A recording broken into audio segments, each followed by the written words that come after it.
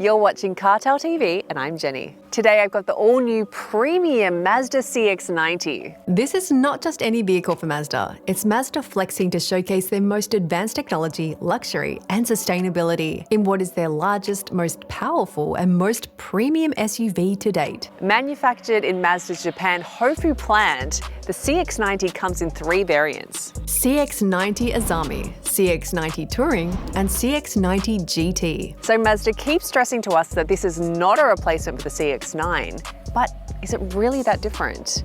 Well, before we find out, hit like, subscribe and the notification button, and let's go into it. It's one of the largest SUVs on the Australian market. So just to clarify, the CX-90 is Mazda's kingpin in their SUV lineup.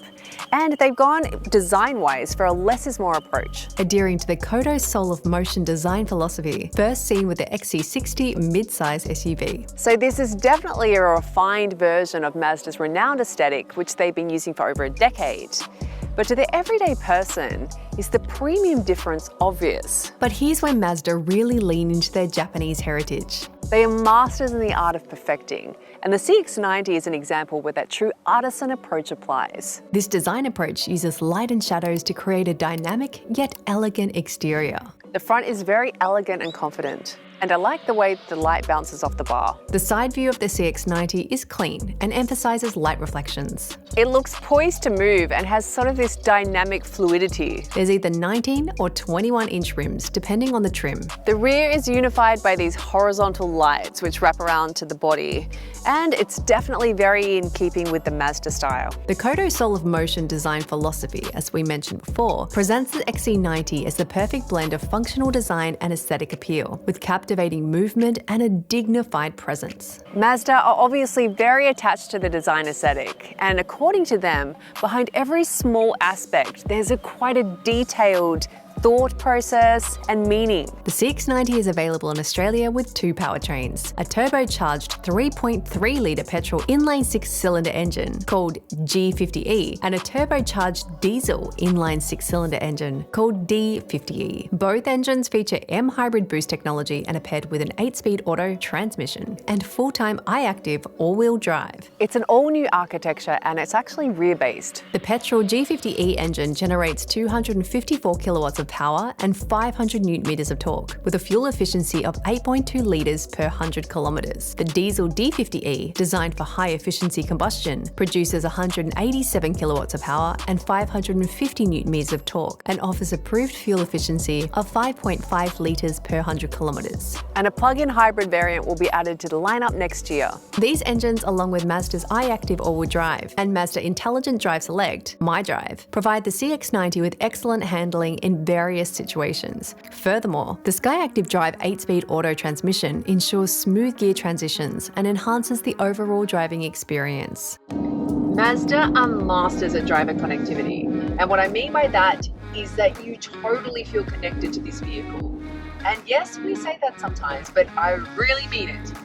Slipping into the driver's seat of the Mazda CX-90, that SkyActiv multi-solution scalable architecture immediately stands out. Every little detail, down to the hum of the engine, pulls you into a deeper connection with the car.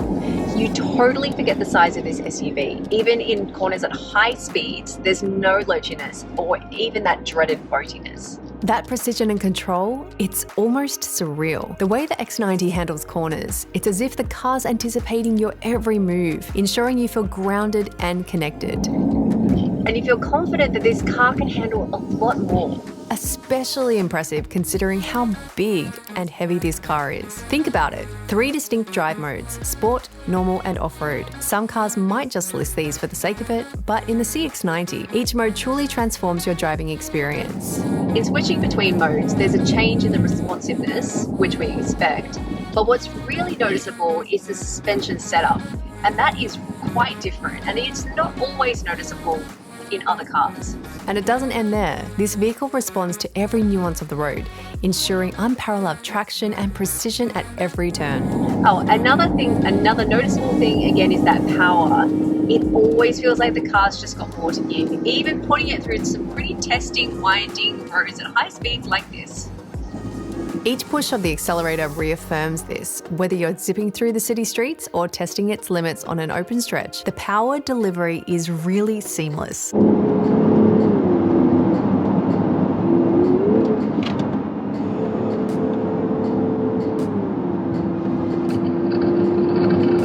So sharp, so tight. Now, mild hybrids can often feel underwhelming and underpowered, but honestly, you forget that this even is one. Now, the engine is big, but Mazda has managed to conceal it, so in the cabin, it's a really nice, quiet and smooth ride. Although when you do hear the engine, it gives off quite a nice purr.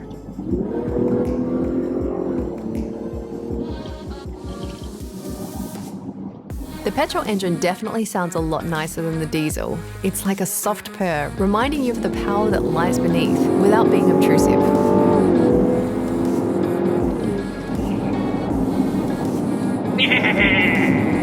As far as fuel consumption goes, the official is 8.2 and we've been getting about 9.5 with some pretty spirited high-speed driving.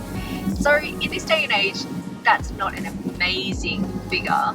But this is the petrol, and also you got to take into account the size of the car and the power you're getting, so it's actually quite a good compromise. Now talking about the diesel, which we are also reviewing, that one is quite attractive as far as consumption. Even with its size and weight, the fuel efficiency is excellent. But when you switch to the diesel, the economy gains are even more evident, making it a really attractive choice for those watching their fuel costs. So did you notice the change? This is the diesel, and I'm going to give you my thoughts on it now. Just keep in mind that with that better efficiency does come a slightly less dynamic drive. Still a very good drive, but certainly not as dynamic as the petrol. Whereas the petrol definitely feels like it's ready to take on the city. It's got so much power. I mean, there's power here, but it's way more reserved. This one just wants to go for a cruise through the country. If you're wanting to zip around the city with lots of power and take that soccer team, then you would go for the petrol. But if you're wanting to just cruise around the country with your camper van on the back, that's gonna be the diesel. It's cool how each engine offers a somewhat unique driving experience. One isn't necessarily better than the other. I mean, it's definitely a personal preference. One thing they both do have in common is fantastic braking at high speeds. It's just really smooth, reassured, no lurching. So that was very impressive. With features like off-road modes and hill descent control, this car ensures you're prepared for any adventure. And should you need to tow, the towing capacity is 2.5 tonnes for petrol and 2 tonnes for diesel. One of the rare occasions where we see a diesel with less than the petrol. That might annoy some owners of large camper vans. All up, whether you are navigating the city or exploring the wilderness, the CX-90 feels like an extension of yourself. Beyond just driving, it becomes an experience. I'm always partial to a light interior, and it's great to see that Mazda have this on as an option. The CX-90 also features the driver personalization system, allowing for automatic adjustment of the driver's seat and restoration of preferred settings. Now, there are several different textural elements in this aesthetic, and they're quite different, but they do work together well. Although I question the practicality of this snowy fabric. It looks amazing, but is it just like asking for smudgy, dirty fingerprints? The interior design pays tribute to Takami craftsmanship, displaying attention to detail and fine materials. This system promotes a strong connection between the car and driver, facilitating safer and more comfortable driving. I do love this material. It's kind of a hybrid between like a bamboo and this like fossilized bone. And when the light hits it, it kind of has this tiger pattern. It's really cool. It's actually genuine Japanese maple wood. I'm not sure I love the setting placements. Park is actually all the way up to the right, and reverse is your furthest point at the top. To me, like, it just always seems that park is at furthest point. So yeah, I would have personally reversed them. Space is improved from the current CX-9 design. Has this gorgeous large panoramic sunroof. The cargo space is 257 litres, larger again than the CX-9. And it has more overall headroom and legroom than the CX-9. Headroom and legroom throughout the cabin is excellent. It's really been designed with driving enjoyment and comfort in mind. So this is a 6-seater, but 6 very comfortable seats, which to me is better than 7, which are, barely sittable. These are almost captain's chairs, and you get sort of like a mini center console, which is replicated from the front. So with drink holders, plenty of storage. There's a drawer under here as well. You've got a full digital climate control back here. You can set your temperature. You've got heated and cooled seats. Window blinds. There's also USB-C ports, and the seats recline to a nice comfortable position. Okay, so the third row, like the leg room and the knee angle is not great. It's relatively comfortable. There's cup holders, there's USBs, there is air vents. But yeah, it's definitely for young children.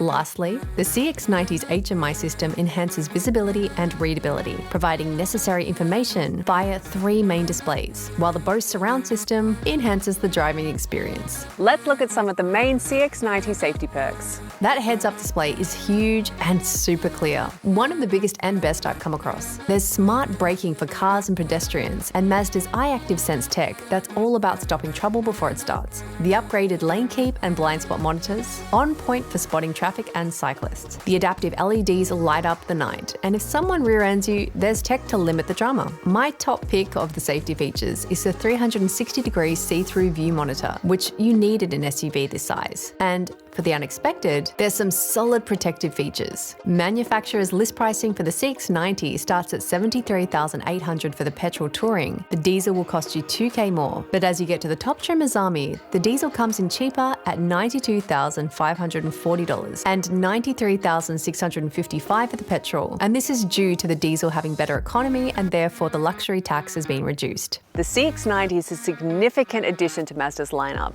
taking their SUV into the true luxury. It's a segment that is reasonably competitive, and Mazda are edging their nose higher into that luxury segment of large SUVs. And it is an excellent car with 2 powerful hybrid engines, both which give a great mix of power and performance. Without compromising on economy, with up to a 40% improvement for the diesel compared to the CX-9. There's also the interior features that definitely ooze luxury and driving dynamics that rival even some of the best Europeans. But my question is, have they done enough from a design point of view to differentiate it from the rest of the range and potentially draw in some of those luxury buyers from other brands? It's a special car, and it deserves to be easily identified as one. But instead, is it a sleeper within the range? So although this is not a replacement for the CX-9, are CX-9 buyers still going to be the biggest market for this car, at least at the start? Or are Mazda slowly transitioning into a more premium brand overall? Well, I guess we'll have to wait and see. Leave all your comments below. We love to read them as always, and we'll see you in the next review. Peace.